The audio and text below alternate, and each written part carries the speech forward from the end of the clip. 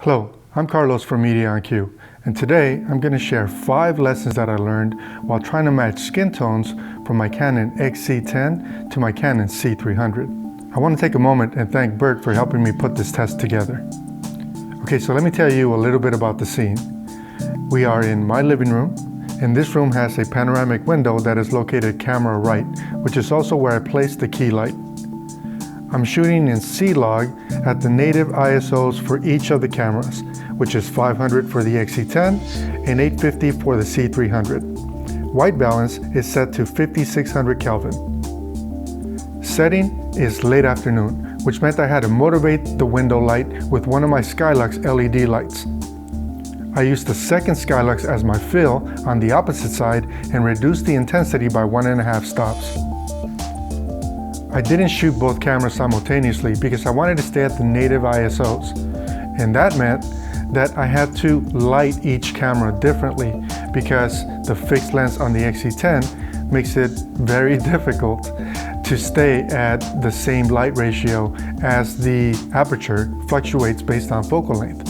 So what that really means is that I had to increase the intensity of the key light and also the fill light based on what focal length I was actually shooting at. For me, that was lesson 1.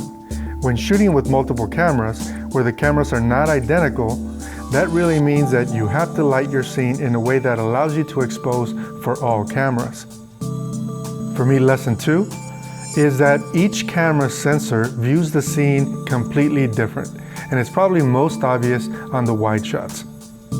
To me, it seems like C-Log on the XC10 is much flatter than C-Log on the C300, probably to better match the C-Log 2 of the new Canon C300 Mark II. In lesson 3, glass makes a huge difference.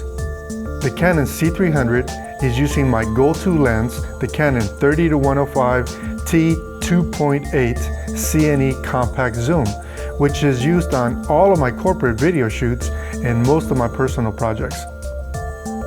I don't know how obvious this is going to be after the YouTube compression, but I can tell you that it is very obvious and apparent when I'm looking at the original clips. Lesson 4 is depth of field. That is something you definitely should keep in mind if you think you're going to set up a scene where you cover multiple angles at the same focal length. Depth of field will make a big difference, so keep that in mind. Lesson 5 for me was to determine when and how to use the Canon XC10 as my B cam. In my opinion, for my style of shooting, the best way to use the XC10 is to cut from the C300's medium or close-up to the XC10 wide shot.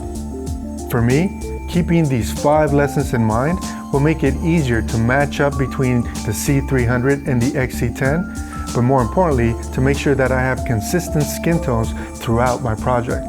People have been asking me for a lot more sample footage of indoors or mixed light scenarios. And while I'm not an event photographer or event videographer, I am working on it.